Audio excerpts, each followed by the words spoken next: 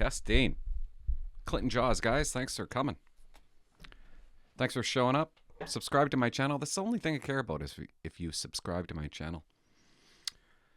Oh, okay. Yeah, I got a haircut. Yeah, I know. It's a bad haircut. I got it nearly 2 weeks ago. I got my haircut. I know you don't want to hear about my haircut, but I just want to give you some advice. I go into the hairdresser, and I shouldn't say this because I like my hairdresser. So I go to the hairdresser, and I'm like, I want to talk nice to her. I want to be nice to her. And because usually I'm not. I just sit there. I don't say a word. And she's like, she always says to me, so what do you got planned for the rest of the day? I'm just like, such a terrible question. This is the day. I'm getting a haircut. That's my day. You know what I mean? And so I thought I'd go in there kind of, jovial, kind of happy. And I didn't lie to her. I told her the truth. I said, hey, I want to tell you something. The last time I was here, you gave me the best haircut you've ever given me. Don't ever say that to your hairdresser. Don't put that into her head.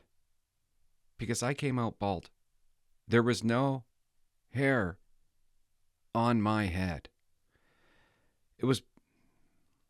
It's a dumb story. Just realized it's a real dumb story. But it was traumatic. Okay? I was traumatized. And she's like, how does it feel? I'm like, oh, it feels the shits. Okay? I feel nothing. There's nothing to feel. So I'm upstairs and the wife is up there. It's 8:43 right now. I don't know when I'm going to post this, but 8:43 p.m., okay? Not in the morning. And I'm just like, I got to get down here. I feel like I'm not doing enough content. And I feel, and when I don't do it, I feel grumpy. I feel like I'm disappointing people. Not that you really care all that much, but I feel like, I don't know.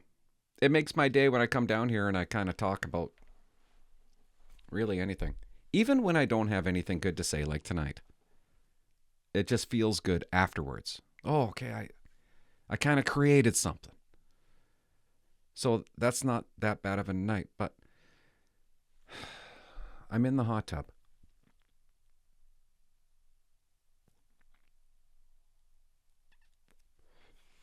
Yeah, you're going to have to watch me smoke this.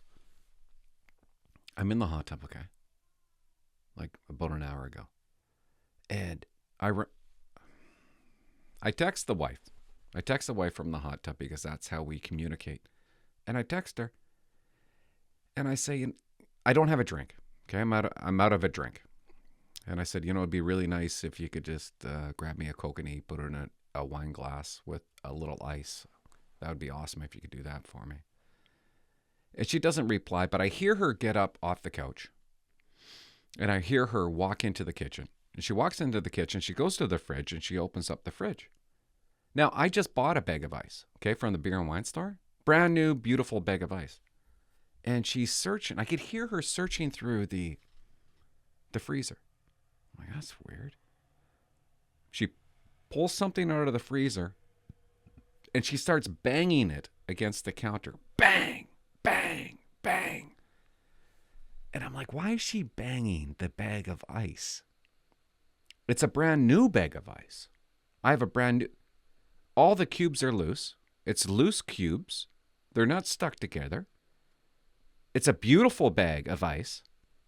But yet she's banging the bag of ice against the counter to free up some cubes. It doesn't make any sense to me. And then she comes out with my drink, with a huge chunk of ice in it, all stuck together. And she doesn't give it to me. She puts it on the deck I'm nude. I'm naked in the hot tub. So I have to get out of the hot tub to get it. Like she's upset that she got me the glass of ice, or glass of the drink. She's upset with this, that she had to do this for me. So I take the glass. I put my nude body back into the hot tub. hoping my kids don't see me. That was wrong. I go back into the hot tub, and I'm halfway through my drink. And I look down, and there's a glowing pink in the hot tub. The hot tub is glowing pink. I'm like, what the hell is that? Why is the hot tub glowing pink? And why am I talking like this? Why is the hot tub glowing pink? And I look down, and it's actually my drink. My drink is glowing pink. And I'm like, what the hell? What is this? And I bring it up into the moonlight. And I look at the ice, and I grab the big chunk of ice that she put in there. I look at it. The ice is glowing pink. So I text her, because that's how we communicate. And I said, where did you grab the ice? Did you grab the ice from the bottom of the freezer? And she's like, yeah, because that's how she says, yeah. And I'm like, but I have a brand new bag of ice in the top of the freezer. You grabbed the bag of ice that's been there for a couple of years next to the chicken juice that's been dripping into it. And that's what was glowing pink. And she's like, next time you get your own drink. Like it's like I've done something wrong, right? And I'm like, of course, yeah, okay. Of course I can't. But is it so wrong that I ask her to do something nice for me? Like, dumb. This is dumb. And I know I don't have a leg to stand on. But why am I in trouble? I don't get mad at her when I put brake pads on her car. You know, I never say to her, how about you do it yourself? You know what I mean? I don't say that to her. This story is fucking awful. I am definitely not uploading this podcast because I just talked it out and yeah, I look like a lunatic. I don't know. Okay. Pink ice, everybody. Pink ice for everybody. And I'm starting to think that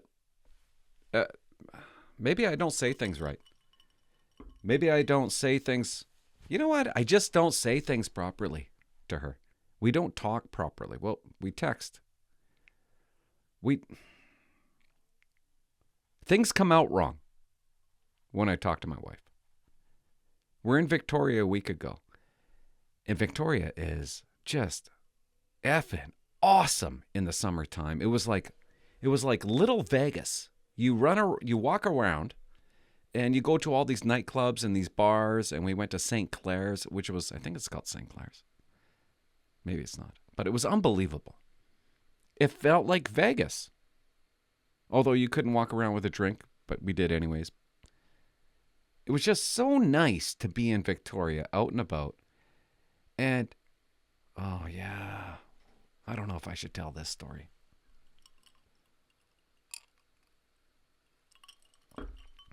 We're in St. Clair's, okay? I wasn't going to even tell this story. I'm just remembering it now. We're in St. Clair's. And they have video games. You could play Pac-Man at the end. The lady came up and she goes, sorry guys, we only have one place to put you, and that's where the video games are. And we're like, that's awesome. I want to play video games. And they put drinks. I'm gonna make a bar in Port Alberni. St. Jaws. I swear to God. Because this place is awesome. I'm gonna duplicate it, replicate it, copy it. They put the drink right on the video game. Me and Fallon, Tara's juicy friend, were playing video games all night and drinking and having hot dogs. And at the end of the night, we get up, I take my drink, and I start walking down, walking to the exit. And there's a row. The biggest bar you've ever seen. It's long. And there's a lady. There's not a lady. It's a girl. Okay, it's a girl. Like a half-decent girl. Fallon's behind me. And I'm walking. She looks at me and goes, hey, bud. Bud. Hey, bud. And I lean over. I'm like, what? And she goes, you're walking around, you got to put your mask on. And I'm like, but you're not wearing a mask. And I didn't want to argue with her because she was kind of hot. So we kind of had this, and I'm going to get in trouble for saying it, but this flirtatious argument. Do you know what I mean? And I'm like, you're not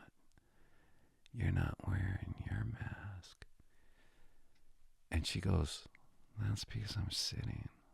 And then I said, but I'm crouching. I don't know what that meant.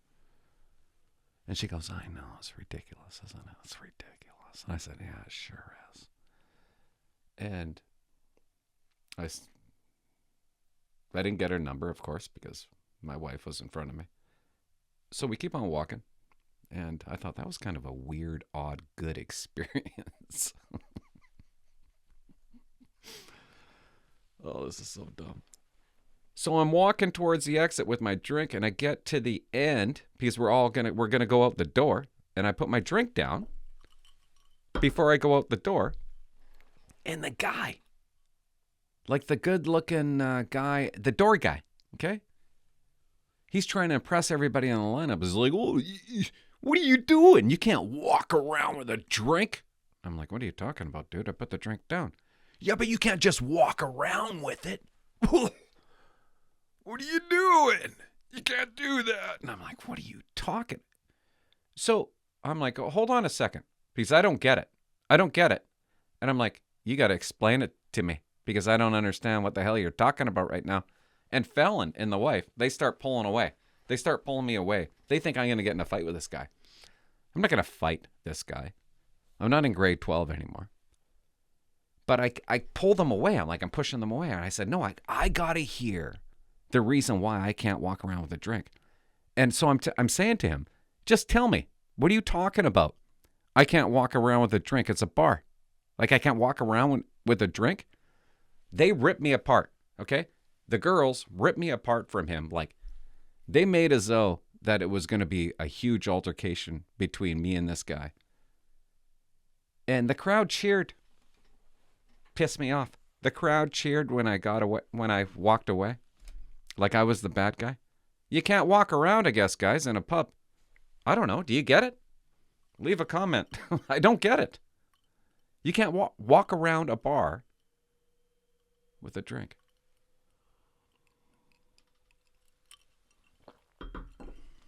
Maybe I got too much to say. We go to the next place, and oh my God, like I said, the things I say to my wife, they just don't come out good. We're sitting at a table, and I look at her, and I'm like, oh, I think I'm going to let her know what I think and feel. So I say to her, I say, you know what? You actually look really good right now. Oh, don't ever say that to somebody that you love, that you're in a relationship with. She's like, well, actually? What the hell does that mean? I'm like, holy fuck. No, I mean, you actually do. You do. You look, I can't say it right. So that was a half an hour argument. That was a half an hour fight because I said it wrong. Things just don't come out right. Don't ever say to your spouse, you actually look good tonight. Yeah. Maybe we should just take a call. Those were really bad stories. Name's Bill. I'm a serving member right now, and I want to go on your show with you. Give me a call back or text 250-160. Thanks. Bill, I just want to say sorry because you left out a long time ago, and I feel like I've been copping out on these phone calls that you guys call. I will be more... You guys call in, and I should be answering it more often. And, yeah, okay. Come on my show. Fine and dandy. I'll give you a call back. I just wanted to say sorry that it took me that long to get back to it. Hey, Clinton, just watched your RCMP Depot OC spray video. I'm not sure if you're aware of this now or not, but a couple of years ago when I went through, they weren't directly spraying anybody anymore.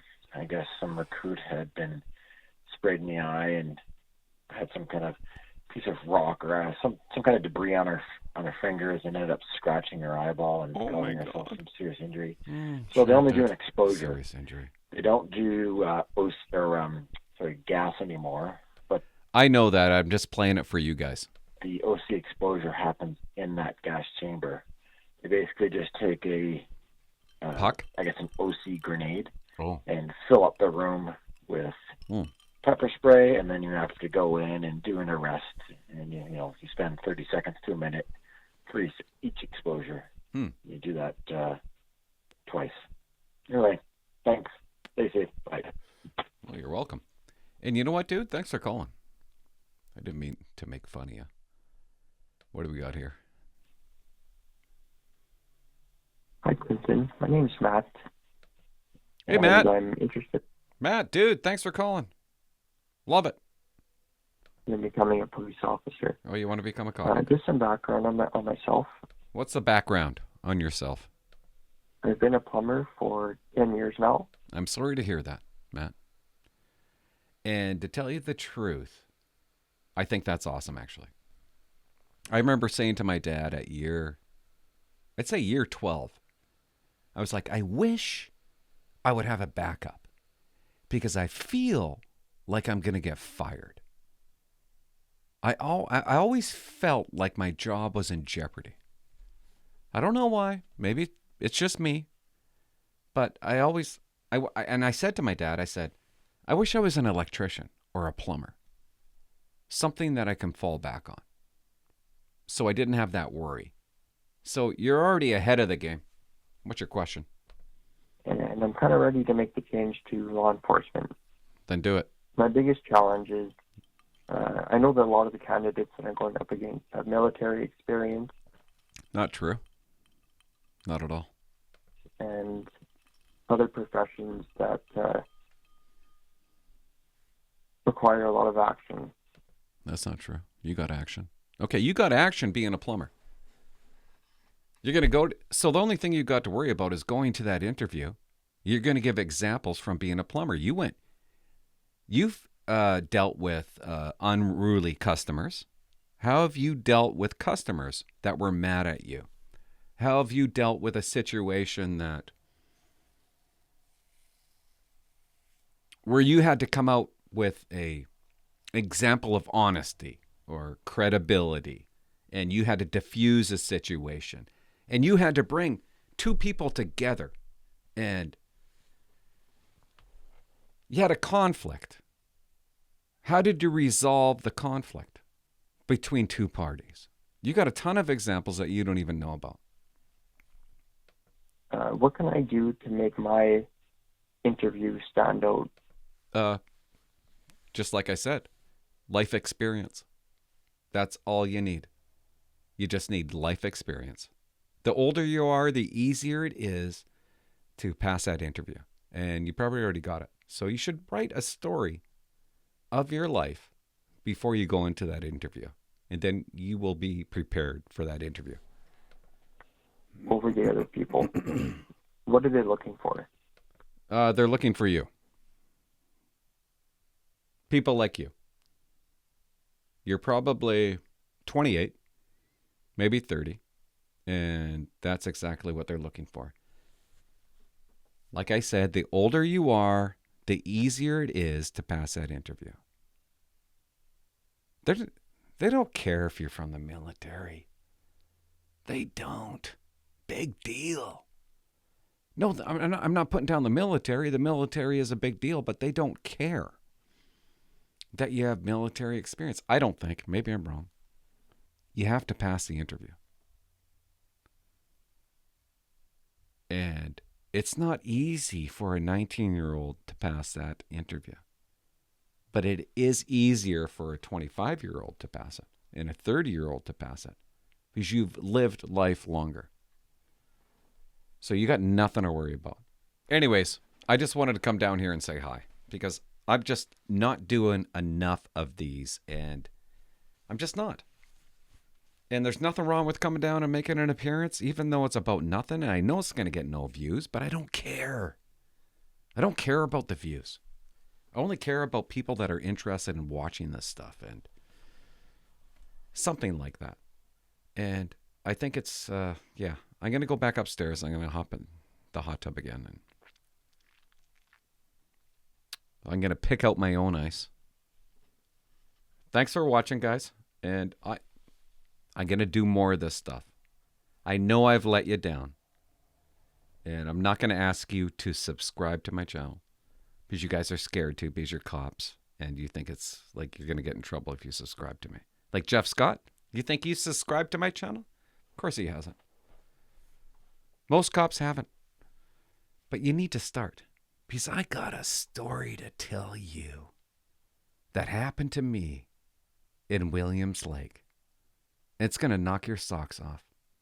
Part of you is not going to believe me. Part of you will. So I guess I have to tell the story really well. Anyways, bye-bye. What's that?